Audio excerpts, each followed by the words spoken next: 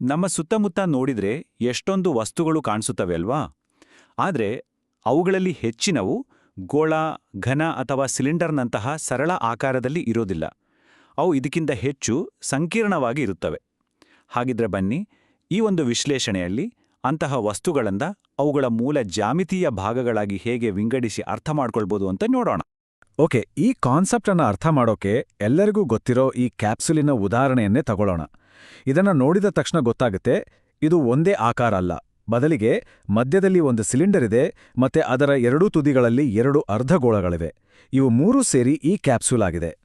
ಹಾಗಿದ್ರೆ ನಮ್ಮ ಮುಂದಿರೋ ಪ್ರಶ್ನೆ ಏನು ಅಂದ್ರೆ, ಈ ರೀತಿ ಜೋಡಣೆಯಾದ ಆಕಾರಗಳ ಗುಣಲಕ್ಷಣಗಳನ್ನ, ಅಂದ್ರೆ ಅವುಗಳ ಮೇಲ್ಮೈ ವಿಸ್ತೀರ್ಣ ಆಗಿರ್ಬೋದು ಅಥವಾ ಘನಫಲ ಆಗಿರ್ಬೋದು, ಇದನ್ನೆಲ್ಲ ಕಂಡುಹಿಡಿಯೋದು ಹೇಗೆ? ಇದೇ ನಮ್ಮ ಇವತ್ತಿನ ಚರ್ಚೆಯ ಮುಖ್ಯ ವಿಷಯ. ಸರಿ, ಹಾಗಿದ್ರೆ ನಮ್ಮ ಇವತ್ತಿನ ಪಯಣ ಹೀಗಿರುತ್ತೆ. ಮೊದಲು ನಮ್ಮ ಜಗತ್ತಿನಲ್ಲಿರೋ ಆಕಾರಗಳನ್ನು ಗುರುತಿಸೋಣ. ಆಮೇಲೆ ಅವುಗಳನ್ನ ಹೇಗೆ ಬೇರೆ ಬೇರೆ ಮಾಡೋದು ಅಂತ ಕಲಿಯೋಣ. ನಂತರ ಮೇಲ್ಮೈ ವಿಸ್ತೀರ್ಣದ ಒಗಟು ಮತ್ತು ಘನಫಲದ ಸರಳತೆಯನ್ನ ನೋಡಿ, ಕೊನೆಗೆ ನಮ್ಮ ಸುತ್ತಮುತ್ತ ಜ್ಯಾಮಿತಿ ಹೇಗೆಲ್ಲ ಇದೆ ಅಂತ ಅರ್ಥ ಮಾಡ್ಕೊಳ್ಳೋಣ. ಮೊದಲನೇದಾಗಿ, ನಮ್ಮ ಜಗತ್ತು ಸರಳವಾದ ಜ್ಯಾಮಿತಿಯ ಆಕಾರಗಳನ್ನ ಒಂದಕ್ಕೊಂದು ಸೇರಿಸಿ ಮಾಡಿದ ವಸ್ತುಗಳಿಂದಲೇ ತುಂಬಿದೆ ಅನ್ನೋದನ್ನ ಗಮನಿಸೋಣ. ಉದಾಹರಣೆಗೆ, ಈ ಟ್ಯಾಂಕರನ್ನೇ ತಗೊಳ್ಳಿ. ನೋಡೋಕೆ ಒಂದೇ ವಸ್ತು ತರ ಕಂಡ್ರೂ ನಿಜವಾಗಿ ಇದರಲ್ಲಿ ಒಂದು ಸಿಲಿಂಡರ್ ಇದೆ ಮತ್ತು ಅದರ ಎರಡೂ ತುದಿಗಳಿಗೆ ಅರ್ಧಗೋಳಗಳನ್ನು ಜೋಡಿಸಲಾಗಿದೆ. ನೋಡಿ, ಹೀಗೆ ಸರಳ ಆಕಾರಗಳು ಒಟ್ಟಿಗೆ ಸೇರಿ ಒಂದು ಸಂಕೀರ್ಣ ಮತ್ತು ಉಪಯುಕ್ತ ವಸ್ತುವಾಗಿ ಬದಲಾಗತ್ತೆ. ಸರಿ, ಈಗ ಅಸಲಿ ವಿಷಯಕ್ಕೆ ಬರೋಣ. ಈ ಎಲ್ಲ ಸಮಸ್ಯೆಗಳನ್ನ ಪರಿಹರಿಸೋಕೆ ಬೇಕಾದ ಒಂದು ಪ್ರಮುಖ ಕೌಶಲ್ಯವೇ ವಸ್ತುಗಳನ್ನ ವಿಭಜಿಸಿ ನೋಡುವ ಕಲೆ. ಇದೇ ನೋಡಿ ಇವತ್ತಿನ ನಮ್ಮ ಚರ್ಚೆಯ ಅತಿ ಮುಖ್ಯವಾದ ಐಡಿಯಾ. ಎಷ್ಟೇ ಸಂಕೀರ್ಣವಾದ ವಸ್ತು ಇದ್ರೂ ಅದನ್ನ ಅರ್ಥ ಮಾಡ್ಕೊಳ್ಳೋಕೆ ಅದರಲ್ಲಿರೋ ಸರಳ, ನಮ್ಗೆ ಈಗಾಗಲೇ ಗೊತ್ತಿರೋ ಆಕಾರಗಳಾಗಿ ಬೇರೆ ಬೇರೆ ಮಾಡಿ ನೋಡ್ಬೇಕು. ಹೌದು, ಇಡೀ ಜಾಣ್ಮೆ ಇರೋದೇ ಇಲ್ಲಿ. ಎಷ್ಟೇ ಕಾಂಪ್ಲೆಕ್ಸ್ ಆಗಿ ಕಾಣುವ ವಸ್ತುವಿರಲಿ, ಅದರೊಳಗಿನ ಸಿಂಪಲ್ ಶೇಪ್ಗಳನ್ನ ಗುರುತಿಸೋ ಕಲೆ ಗೊತ್ತಿದ್ರೆ ಈ ಜಾಮಿತಿಯ ಒಗಟುಗಳನ್ನ ಸುಲಭವಾಗಿ ಬಿಡಿಸಬಹುದು. ಓಕೆ, ಈ ಐಡಿಯಾನ ಇಟ್ಕೊಂಡು ನಮ್ಮ ಮೊದಲ ಚಾಲೆಂಜ್ ಕಡೆ ಹೋಗೋಣ ಬನ್ನಿ. ಅದೇ ಮೇಲ್ಮೈ ವಿಸ್ತೀರ್ಣವನ್ನ ಲೆಕ್ಕ ಹಾಕೋದು. ಮೇಲ್ಮೈ ವಿಸ್ತೀರ್ಣ ಅಂದ್ರೆ ಏನು? ಸಿಂಪಲ್ ಆಗಿ ಹೇಳೋದಾದ್ರೆ, ಒಂದು 3D ವಸ್ತುವಿನ ಹೊರಗಡೆ ಕಾಣುವ ಎಲ್ಲಾ ಮೇಲ್ಮೈಗಳ ಒಟ್ಟು ವಿಸ್ತೀರ್ಣ. ಇಲ್ಲಿ ಬಾಹ್ಯ ಅಥವಾ ಹೊರಗಿನ ಅನ್ನೋ ಪದವನ್ನ ಗಮನಿಸಿ, ಯಾಕಂದ್ರೆ ಇಲ್ಲೇ ಒಂದು ಸಣ್ಣ ಟ್ವಿಸ್ಟ್ ಇದೆ. ಇದನ್ನ ಅರ್ಥ ಮಾಡ್ಕೊಳ್ಳಕ್ಕೆ ಒಂದು ಸಿಂಪಲ್ ಟ್ರಿಕ್ ಇದೆ. ಹೀಗೆ ಯೋಚನೆ ಮಾಡಿ, ಒಂದು ವಸ್ತುವಿಗೆ ಪೇಂಟ್ ಮಾಡಬೇಕು ಅಂದ್ರೆ ನಿಮ್ಮ ಪೇಂಟ್ ಬ್ರಷ್ ತಾಗುವ ಜಾಗ ಮಾತ್ರವೇ ಅದರ ಮೇಲ್ಮೈ ವಿಸ್ತೀರ್ಣ.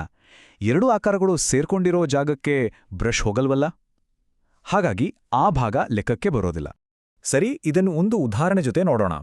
ಈ ಆಟಿಕೆ ರಾಕೆಟ್ಗೆ ಬಣ್ಣ ಹಚ್ಚೋಕ್ಕೆ ಎಷ್ಟು ಜಾಗ ಬೇಕು ಅಂತ ಲೆಕ್ಕ ಹಾಕೋಣ. ಇಲ್ಲಿ ನೋಡಿ, ಶಂಕು ಮತ್ತು ಸಿಲಿಂಡರ್ ಸೇರೋ ಜಾಗ ಅದು ಮುಚ್ಚೋಗಿದೆ. ಅಲ್ಲಿ ಪೇಂಟ್ ಮಾಡೋದಕ್ಕಾಗಲ್ಲ ಅಲ್ವಾ? ಹಾಗಾಗಿ ನಾವು ಶಂಕುವಿನ ವಕ್ರ ಮೇಲ್ಮೈ ವಿಸ್ತೀರ್ಣವನ್ನ ಮಾತ್ರ ತಗೊಳ್ತೀವಿ. ಹಾಗೇನೆ ಸಿಲಿಂಡರ್ನ ವಕ್ರ ಮೇಲ್ಮೈ ಜೊತೆಗೆ ಅದರ ಕೆಳಗಿನ ಪಾದದ ವಿಸ್ತೀರ್ಣವನ್ನ ಮಾತ್ರ ಕೂಡಿಸ್ತೀವಿ. ಅಷ್ಟೇ. ನೋಡಿ, ಇದೇ ಲಾಜಿಕ್ ಇಲ್ಲೂ ಕೂಡ ಅಪ್ಲೈ ಆಗುತ್ತೆ. ಈ ಬುಗುರಿಯ ಮೇಲ್ಮೈ ವಿಸ್ತೀರ್ಣ ಬೇಕಂದ್ರೆ ನಾವು ಅರ್ಧಗೋಳದ ವಕ್ರ ಮೇಲ್ಮೈ ಮತ್ತು ಶಂಕುವಿನ ವಕ್ರ ಮೇಲ್ಮೈಯನ್ನ ಮಾತ್ರ ಕೂಡಿಸ್ತೀವಿ. ಅವು ಸೇರ್ಕೊಂಡಿರೋ ಆ ವೃತ್ತಾಕಾರದ ಭಾಗವನ್ನ ಲೆಕ್ಕಕ್ಕೆ ತಗೊಳ್ಳಲ್ಲ. ಮೇಲ್ಮೈ ವಿಸ್ತೀರ್ಣದಲ್ಲಿರೋ ಈ ಸಣ್ಣ ಗೊಂದಲದ ನಂತರ ಈಗ ಒಂದು ಸರಳವಾದ ವಿಷಯಕ್ಕೆ ಬರೋಣ. ಅದೇ ಘನಫಲ ಅಥವಾ ವಾಲ್ಯೂಮ್. ಇವೆರಡಕ್ಕೂ ಇರೋ ಮುಖ್ಯ ವ್ಯತ್ಯಾಸ ಏನು ಗೊತ್ತಾ? ಘನಫಲ ಅಂದ್ರೆ ಒಂದು ವಸ್ತು ಎಷ್ಟು ಜಾಗವನ್ನ ಆಕ್ರಮಿಸ್ಕೊಳ್ಳುತ್ತೆ ಅನ್ನೋದು. ಇಲ್ಲಿ ಯಾವುದು ಮುಚ್ಚೋಗಿದೆ, ಯಾವುದು ಕಾಣಿಸ್ತಿದೆ ಅನ್ನೋ ಪ್ರಶ್ನೆ ಬರಲ್ಲ. ಸಿಂಪಲ್ ಆಗಿ ಅದನ್ನ ರೂಪಿಸಿರೋ ಎಲ್ಲ ಭಾಗಗಳ ಘನಫಲವನ್ನ ಕಂಡುಹಿಡಿದು ಅದನ್ನ ಕೂಡಿಸಿದ್ರೆ ಸಾಕು. ಉದಾಹರಣೆಗೆ, ಈ ಶೆಡ್ಡನ್ನೇ ನೋಡಿ. ಇದರ ವಾಲ್ಯೂಮ್ ಬೇಕು ಅಂದ್ರೆ ಏನ್ ಮಾಡ್ಬೇಕು? ಕೆಳಗಿರೋ ಬಾಕ್ಸ್ನ ವಾಲ್ಯೂಮ್ ಪ್ಲಸ್ ಮೇಲಿರೋ ಅರ್ಧ ಸಿಲಿಂಡರ್ನ ವಾಲ್ಯೂಮ್ ಎರಡನ್ನೂ ಸೇರಿಸಿದ್ರೆ ಆಯ್ತು. ಅಷ್ಟೇ ಸಿಂಪಲ್. ಒಮ್ಮೆ ನಮಗೆ ಈ ರೀತಿ ನೋಡೋಕೆ ಶುರು ಮಾಡಿದ್ರೆ ಸಾಕೋ, ನಮ್ಮ ಸುತ್ತಮುತ್ತ ಇರೋ ಪ್ರತಿಯೊಂದು ವಸ್ತುವಲ್ಲೂ ಈ ಥರದ ಸಂಯುಕ್ತ ಆಕಾರಗಳು ಕಾಣಿಸೋಕೆ ಶುರುವಾಗುತ್ತೆ. ಈ ಹಕ್ಕಿ ಸ್ನಾನದ ತೊಟ್ಟಿ ಒಂದು ಸೂಪರ್ ಉದಾಹರಣೆ. ಒಂದು ಸಿಲಿಂಡರ್ ಮತ್ತು ಅರ್ಧಗೋಳವನ್ನು ಸೇರಿಸಿ ಒಂದು ಉಪಯುಕ್ತ ವಸ್ತುವನ್ನ ಹೇಗೆ ಮಾಡ್ಬೋದು ಅನ್ನೋದು ಇಲ್ಲಿ ಕಾಣಿಸುತ್ತೆ. ಒಂದು ಛತ್ರಿ ಕೂಡ ಅಷ್ಟೇ. ನಾವ್ ಯೋಚನೆ ಮಾಡಿದ್ರೆ ಇದು ಕೂಡ ಬೇರೆ ಬೇರೆ ಜ್ಯಾಮಿತೀಯ ಆಕಾರಗಳ ಒಂದು ಜೋಡಣೆ ಅಷ್ಟೇ. ಇದೇ ರೀತಿ ನಮಗೆ ಪರಿಚಿತವಾಗಿರೋ ರೂಪವನ್ನ ಕೊಡುತ್ತೆ. ಹಾಗಿದ್ರೆ ಕೊನೆಯದಾಗಿ ಒಂದು ಪ್ರಶ್ನೆ. ಇವತ್ತು ಈ ಹೊಸ ದೃಷ್ಟಿಕೋನದಿಂದ ನಮ್ಮ ಸುತ್ತಮುತ್ತ ನೋಡಿದ್ರೆ ನಮಗೆ ಯಾವೆಲ್ಲ ಅಡಗಿದ ಆಕಾರಗಳು ಕಾಣಿಸ್ಬೋದು? ಒಮ್ಮೆ ಗಮನಿಸಿ ನೋಡಿ, ಜಗತ್ತು ಇನ್ನಷ್ಟು ಇಂಟ್ರೆಸ್ಟಿಂಗ್ ಆಗಿ ಕಾಣಿಸುತ್ತೆ.